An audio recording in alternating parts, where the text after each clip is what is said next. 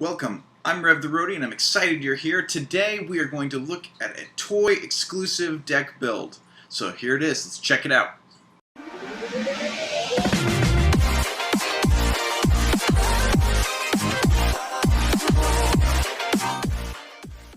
Today I'm showing off a Boulder deck. Once again, Boulder comes from the toy exclusive, so if you haven't seen that one around, you're not pulled it from a pack, that's why. And they look like this. Here we have Cora and we have Jax, and so these are the two that I have. I don't actually have them all. I'm working on it. I'd love to expand my collection on this because these figures are fantastic and there are lots of videos out exploring and unboxing them and playing with them, and they make all sorts of cool noises. You could snap new weapons on them.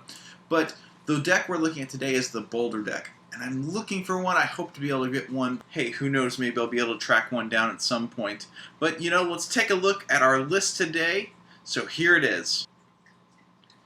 Our combos are Scorched Earth, Rock Melter, Crushing Blow, Stream of Tantos, Impenetrable Shield, 3 copies of Flame Chained Elder to kick off our action cards, 3 Colossi Ritual Sites, 3 Geode Hatchlings, 2 Mimicking Magmites, 2 Flame Bats, 2 Magma Spitters, 2 Flame Chained Warriors, 3 Flame Burrowers, 2 Lava Bouncers, 3 Crystal Leeches, 3 Ancient Miners, and 2 Mountain Forts.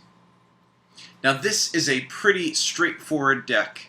Get as much damage increase as we can, and then we play all the flame cards. We just dump them all. We laugh, our voices thunder into the sky as we rain down fire and destruction. Well, not exactly. There is some order to what we're doing here, but you get the general idea. It's all about increase, increase, increase, and then hit it with the damage. For example, let's look at some damage ramping capabilities in this deck. We can play a Flame Chained Elder in one turn, and then the next turn play a Colossi Ritual Site and another Flame Chained Elder. Colossi Ritual Site is increasing us by 3, while Flame Chained Elder, each of those are increasing us by 3. And so what we have is a lot of damage just in our damage increasing buffs. Another option we could play is a Flame Chained Elder, a Mimicking Magmite, and then another Flame Chained Elder. And you might be wondering at this point, there are a lot of Flame Chained Elders being used. How on earth are you going to get all of these Flame Chained Elders on the board? Isn't your opponent just going to simply look at it and say, nope, all your Flame Chained Elders are gone, or all of your Mimicking Magmites are gone, or no Colossi Ritual Sites for you? And yes, they might do that. This is doable using our Geode Hatchling. Geode Hatchling is the goodness that makes it all go round. Awkward.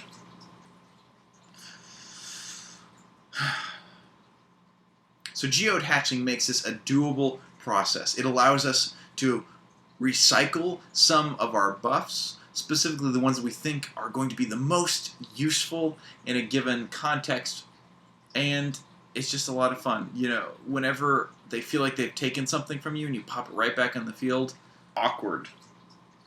Now, when we go to play our other action cards, the ones that are doing the actual damage, that are kicking off of all of this damage ramp, what we're going to be using is we want to watch out for Magma Spitter. Now, anytime we're going to use Magma Spitter in this situation, we want to make sure that that is the one that kicks off the damage. Because if you look at Flame Chained Elder right here, what you'll see in the text is that it increases all damage. We want to be careful with what we activate with, and specifically what values we've increased. And I'm thinking of Magma Spitter here. We always want to play Magma Spitter first when we're activating Flame Chained Elder, because it not only increases the damage that we're doing to our opponent, but Flame Chained Elder also increases the damage that we're doing to ourselves. And we really don't want to do 5 damage to ourselves if we can help it. And so it's better to play that one first. 6 damage is enough. It's still going to get quite a bit of damage in there. Then we follow that up with something else. There are a few options when we're raining fire down with Flame Chained Elder. Obviously, we've popped off Magma Spitter first, but then maybe want to go with Lava Bouncer to take a look at their hand, hopefully, or maybe just attack a couple of the pieces of their deck. Maybe they're really buff heavy and we anticipate they're about to set something up themselves, and so we go after that in their hand. Or maybe we're trying to whittle them down so we eliminate their defend cards to keep them from healing. We have a lot of options with Lava Bouncer, and it's a great follow-up to Magma Spitter. Not to mention it does a hefty amount of damage when paired with Flame Chained Elder. Maybe you want to go all the Flame Chained cards and play a Flame Chained Warrior as your second. Now the great thing about Flame Chained Warrior is that it attacks their buffs. It gets this opportunity to rotate either forwards or backwards one of their action buffs. This is especially helpful when we consider things like Spectral Web that we're seeing more and more of in competitive play, and it's trickling down to local play as well. It allows us to take advantage of that and to rotate it onto that final X corner to either remove it if we think that they have the ability to rewind or restart that buff, which many of our players do. They're taking advantage of that. Now, why are we always running 2 flame cards? Because of Boulder's ability. Boulder allows us to do 1 additional damage when we've played 2 flame cards in a turn. Now, this is not increased, but having that 1 extra damage really helps out. It's never a bad thing to have that 1 extra little bite in the midst of everything. Looking at our combos, we like Scorched Earth because it does a couple different things. 1, dealing damage over time makes it an obvious threat. Not just the amount of damage that it does, but it's also milling, removing the top card from our opponent's deck.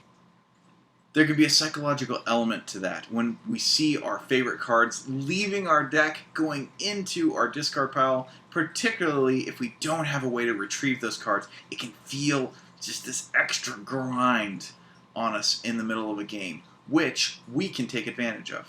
Rock Melter is great to have that 1 extra option to remove a buff.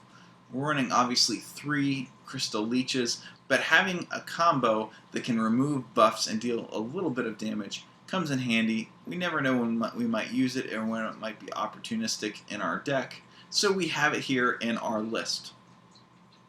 Crushing Blow is a must in any of our mountain decks because so many of our opponents are running multicolored decks, are making use of items, and if they're only running 1 of those and they have no way to retrieve that card from their discard pile, this can really throw a wrench into what our opponent is planning. And not just send it back to the deck like with Weapon Master, but to actually crush it and destroy it and chuck its ruined, broken pieces down into the discard where it belongs is really quite satisfying.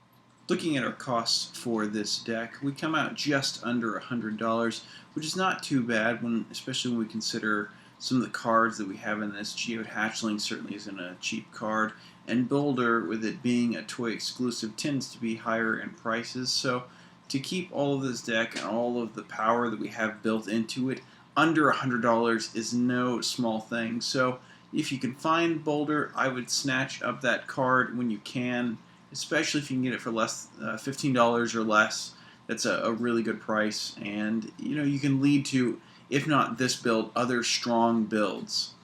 If you like this video, make sure you hit the like button.